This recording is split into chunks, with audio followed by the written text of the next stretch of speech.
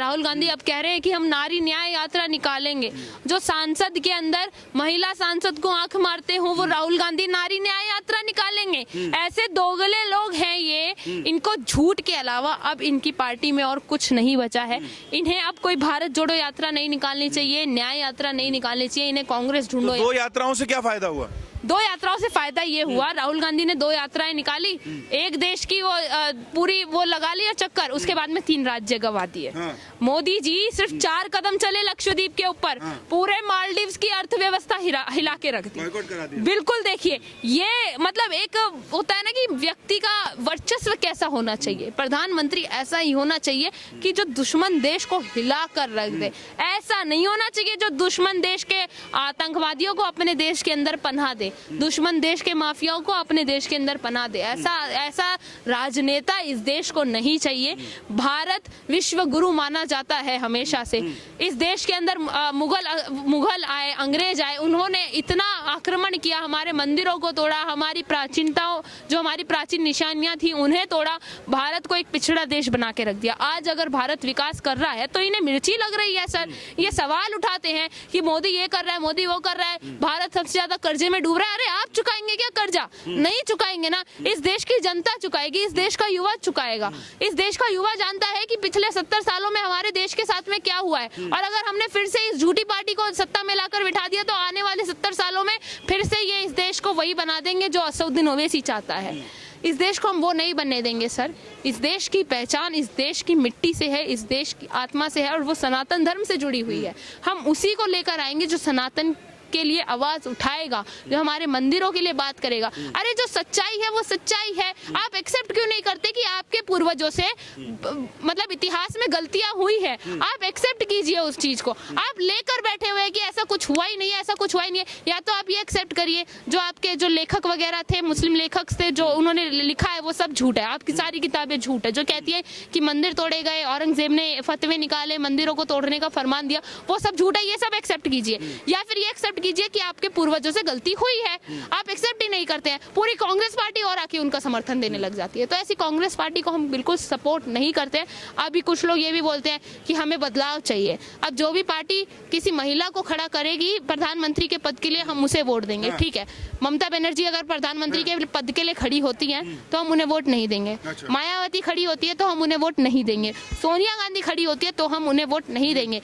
जो भी नारी सूपणखा की तरह राज करेगी हम उसे वोट नहीं देंगे। जो नारी सीता की तरह चलेगी हम उसे वोट देंगे। तो क्या लगता है कि ये जो मुंबई में मीरा रोड पर हुआ और 21 तारीख को जो उन पर पथराव किया गया, उस मुद्दे को कैसे देख रहे हैं आप? देखिए, जैसी करनी वैसी भरनी।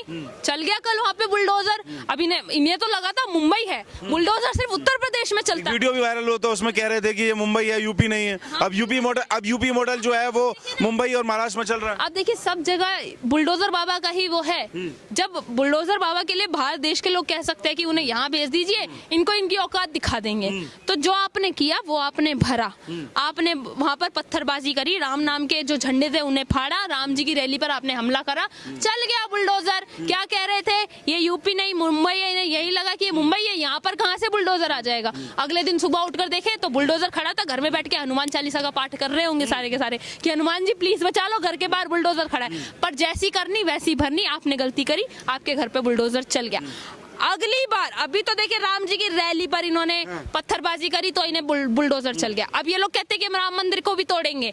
राम मंदिर के पायदान को भी किसी ने हाथ लगा दिया ना, माँ की कसम, मैं खुद कह रही हूँ, मेरे सामने कोई आकर बोल दे कि राम मंदिर तोड़ूंगा, मैं जमीन में उसकी जितनी हाइट ना उससे 4 फुट नीचे गाड़ दूंगी सर। उसको राम मंदिर के पायदान को भी कोई हाथ लगा के दिखा दे तो।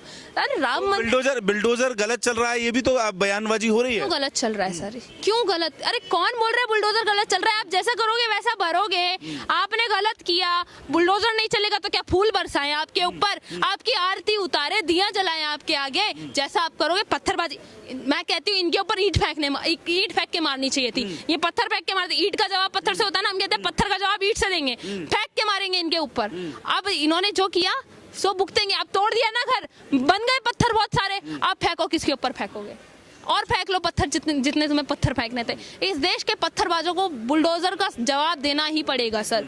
इस देश में जो जो पत्थरबाजी करेगा, अयोध्या में तो अब पत्थरबाजी कहीं नहीं होती है, सुनने को ही नहीं मिलता कि अयोध्या में अब कोई पत्थर, तो राम राज आ गया है। बिल्कुल, वहां तो राम राज आ गया। अब हम चाहते हैं ये राम राज दिल्ली में भी आए, मुंबई में भी आए, राजस्थान में भी आए, पूरे भारत देश के अंदर आए और इन पत्थरबाजों को इनकी औकात दिखाई जाए। तो कैसे लाएंगे ऐसा रामराज? देखिए ऐसे लाएंगे कि जैसे योगी जी जैसे नेता हैं, बीजेपी के अंदर ही हैं कुछ ऐसे नेता, कांग्रेस के अंदर तो सारे कांग्रेस बन चुके हैं, कांग्रेस नहीं रही है वो, अब कांग्रेस बन चुकी है।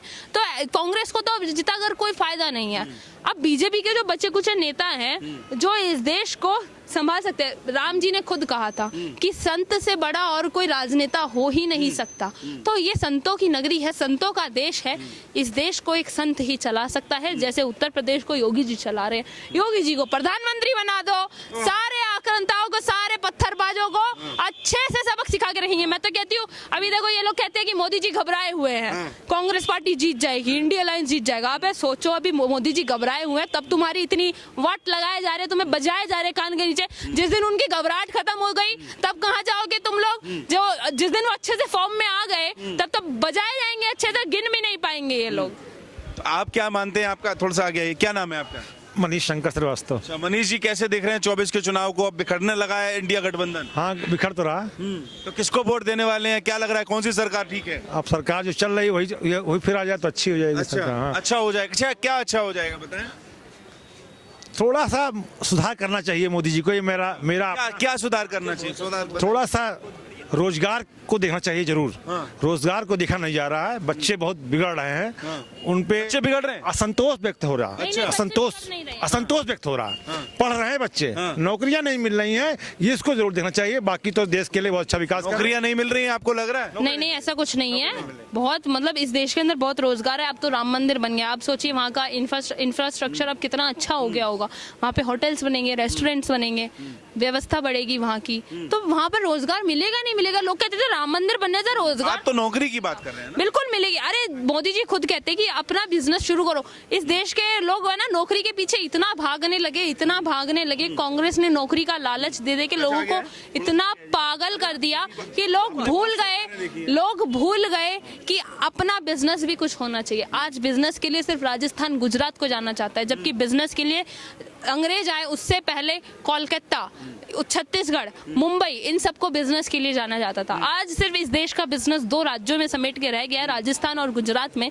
लोग कहाँ जा रहे हैं? नौकरी के पीछे भाग रहे हैं, डिग्रियां ले लेके घूम रहे हैं। पढ़ाई करो, पढ़ाई करना कोई गलत बात नहीं है। लोगों ने एजुकेशन को नौकरी पाने का जरिया बना दिया, जबकि एजुकेशन को नॉलेज के लिए यूज करना चाहिए था, अपना ज्ञान बढ़ाने के लिए इस्तेमाल करते तो आप नौकरी मांगने वाले नहीं, नौकरी देने वाले बनते। आपने नौकरी मांगने के लिए एजुकेशन को रट्टा मार रहे हैं, IIT कर रहे हैं, इंजीनियर बन रहे हैं। कोटा के अंदर आज इसीलिए इतने बच्चे सुसाइड्स कर रहे हैं, क्योंकि आपने उनको धकेल दिया उस चीज के अंदर जहां वो जाना नहीं चाहते थे। उन्हें अपनी नॉलेज बढ़ानी थी, आपने उन्हें नौकरी के लालच में घसीट दिया कि नौकरी नहीं मिलेगी। लोगों को लगता है, मैं कहती हूँ हमारे पेरेंट्स को ऐसा लगता है कि अगर आपको पैसा कमाना है तो आपको सरकारी नौकरी करनी पड़ेगी। आज के टाइम पे अगर पैसा कमाने का कोई जरिया है तो सोशल मीडिया से अच्छा और कोई जरिया नहीं है, पर उसका भी लोग गलत इस्तेमाल कर रहे हैं पैसा कमाने के लिए। विपक्षियों को देख लीजिए, गलत वो फैला रहे हैं, लड़कियों को गलत संदेशा दिया जाता है, उन्हें कन्वर्जन के उसमें फंसाया जाता है। सोशल मीडिया का इतना गलत इस्तेमाल हो रहा है, पर वही सोशल मीडिया आज लोगों को अपने धर्म के प्रति जागरूक भी कर रही है।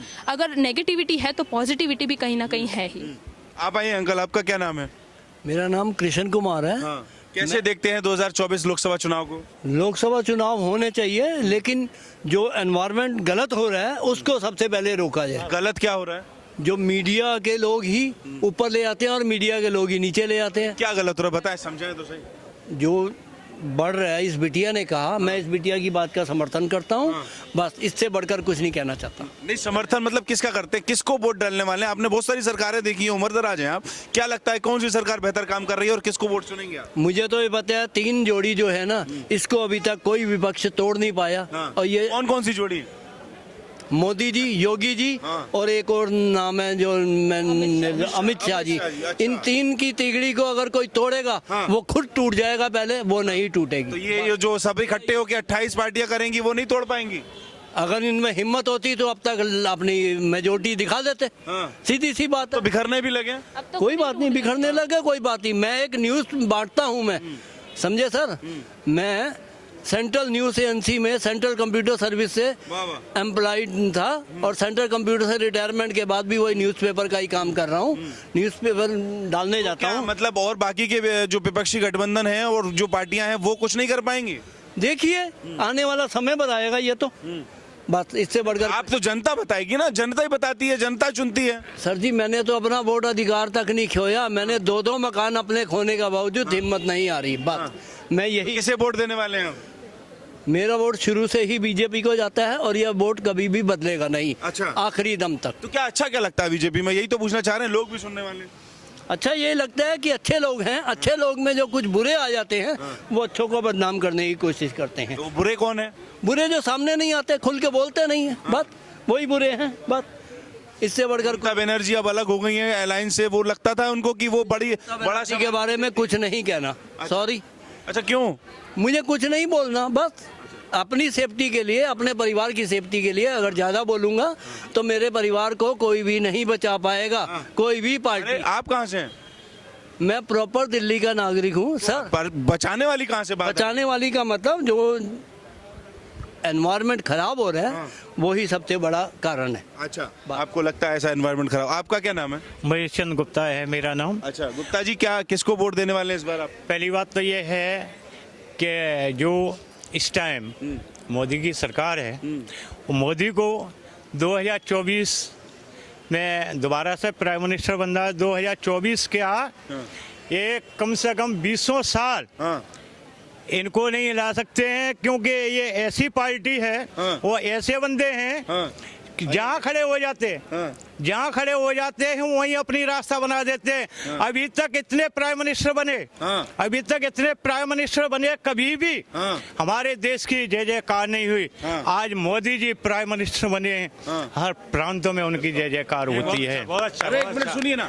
हाँ हाँ बताइए। बहुत बढ़िया। और इसमें समर्थन इस टाइम योगी जी और मोदी जी, अमित शाह, ये 3 ऐसे बंदे हैं, ये 28 ने 48 पार्टियां में जोड़ ले तो अभी कुछ नहीं बिगाड़ सकते हैं। अच्छा। ये हमारा दावा है। अच्छा ऐसा क्यों लगता है आपको, क्या विशेष काम किए हैं ऐसे सरकार ने? देखिए पहली बात तो ये है हमारे देश को इन्होंने मजबूत किया है। अच्छा। पहली बात तो हमारे देश को मजबूत किया है। हमारे फौजी भाइयों को कांग्रेस के शासनकाल में सामने से गोलियां चलती थी, सामने से गोली लगती थी और वे चुपचाप खड़े रह जाते थे, क्योंकि यहाँ से इनके लिए आदेश नहीं जाता था कि इसका गोली का जवाब गोली से दो। आज मोदी जी क्या है, अगर गलती से वो एक पत्थर फेंकते हैं तुम उसके घर पे बम फेंक दो। अच्छा। हाँ, तो इसलिए है ना कि मोदी जी जो देश को लेकर के पहुंचे हैं वो देश को ले जाकर के पहुंचेंगे। एक समय वो आ जाएगा जो हमारा देश, हमारा हिंदुस्तान विश्व गुरु कहलाएगा। बहुत बड़ा। पर राहुल गांधी तो कहते हैं कि देश सुरक्षित हाथों में नहीं है। राहुल गांधी वे पहले अपने घर तो संभालने, दूसरे को संभालेंगे क्या? ये अपने घर तो संभालने, दूसरों को संभालेंगे क्या?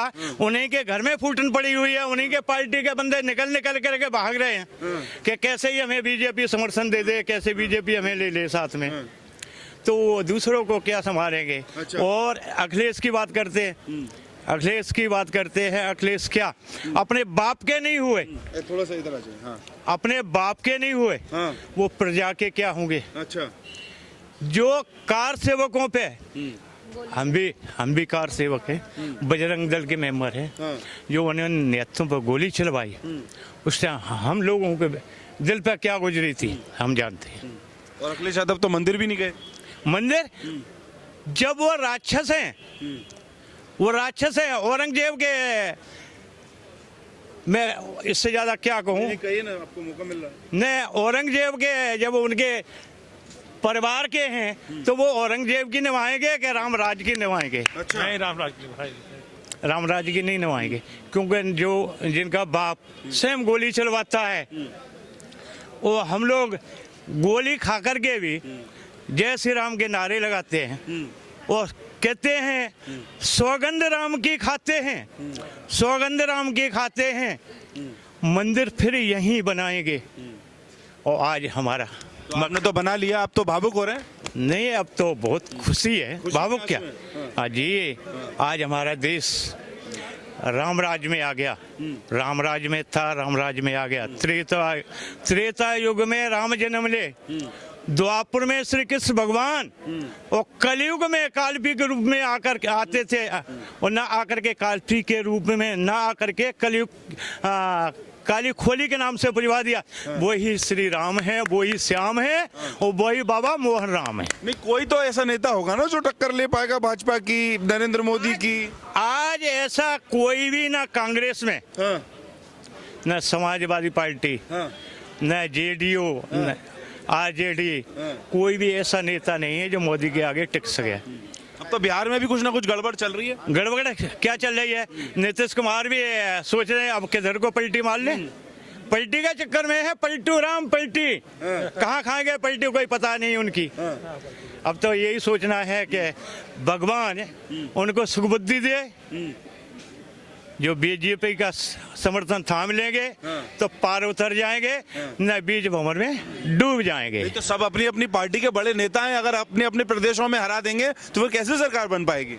भैया जी, हम जब ये कह रहे हैं कि 2024 में 400 के पार करेगी पार्टी, 400 के पार, और कोई भी नहीं रोक सकता है, क्योंकि कोई वोट नहीं देता है, ये जनता ही वोट देती है। हम ही वोट देते हैं, हम ही प्राइम मिनिस्टर बनाते हैं उनको। नहीं, आप तो सांसद बनाते हैं, प्राइम मिनिस्टर तो सांसद बनाते हैं। भैया जी, हमारी सुनिए, संसद चुन के आएगा तभी प्राइम मिनिस्टर चुना जाएगा। बहुत सही। जो संसद नहीं चुन के आएगा तो प्राइम मिनिस्टर, वो सबसे बड़ा हमारा यूपी है। सबसे बड़ा हमारा यूपी है। मैं भी यूपी का ही रहने वाला हूँ, डिस्ट्रिक्ट मैनपुरी है, अब फिरोजाबाद में आ गया है। यूपी से हैं आप? यूपी से हैं। वो बाबा का बुलडोजर मुंबई में भी चल गया। भाई एक बम्बई की छोड़िए, हर जगह चलेगा। जहाँ राम भक्तों पे पत्थर बरसाए जाएंगे वहाँ हर जगह बुलडोजर चलेगा। कोई रोक नहीं सकता, कोई रोक नहीं सकता है। जय श्री राम, जय श्री राम, जय श्री राम, जय श्री राम, जय श्री राम। हर जगह जो है बुलडोजर चलेगा तो विपक्ष फिर कहेगा कि ये लोग तो डरा रहे हैं, धमका रहे हैं, बुलडोजर चला के आवाज निकालने नहीं देते। नहीं, एक बात बताइए, क्यों ऐसा गलत काम करते हो? क्यों राम भक्तों पे पत्थर बरसाते हो? अरे अगर तुम फूल नहीं बरसा सकते हो तो पत्थर बरसाने का तुम्हें क्या अधिकार है? जिसे तुम जिंदगी नहीं दे सकते उसे मौत देने का क्या अधिकार है? बहुत बढ़िया। जिसे तुम अमृत नहीं पिला सकते हो उसे विष देने का क्या अधिकार है? जो तुम समझ लो, दूसरा बुरा किसी का कर ना सको तो भला किसी का मत सोचो। बुरा भला किसी का कर ना सको तो बुरा किसी का ना सोचो। और जो राम भक्तों पे पत्थर बरसाएगा उनके घर में बुलडोजर चलेगा।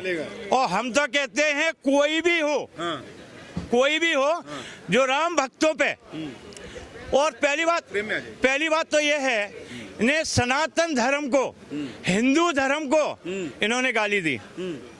हिंदू धर्म को इन्होंने, किसने गाली दी? इन्हीं की पार्टी ने दिया, इन्हीं की पार्टियों ने बोला, वो इन्हीं के जो समर्थक हैं उन्हीं ने बोला कि ये हिंदू नहीं, ये तो डेंगू हैं, मच्छर हैं, इनको खत्म कर देंगे। अरे तुम हमें क्या खत्म करोगे, तुम स्वयं खत्म हो जाओगे। तो क्यों लगता है ऐसा, क्यों टारगेट किया जाता है सनातन को? सनातन को ये तो चाहते हैं कि पहले औरंगजेब थे, बाबर थे, ये उन्हीं के संतान हैं, वो उन्हीं की बजाएंगे और हमारी थोड़ी बजाएंगे। हिंदू धर्म को कहाँ ये छोड़ेंगे? इसीलिए ये हिंदुओं पे पत्थर बरसाते हैं। हम तो कहते हैं, हे परमपिता परमेश्वर, हे रामचंद्र जी, जो तुम आपके साथ में बुरा सोचे उसका पहले से ही पहले बुरा कर दो। जय श्री राम, जय श्री राम, जय श्री राम। तो मतलब बुरा कर दिया जाए उनका। तो 24 तो बुरा हमारे साथ में कर रहे हैं, बुरा हमारे साथ में कर रहे हैं, तो भगवान उनके साथ में बुरा कर दे तो क्या बुराई है? क्या बुराई है?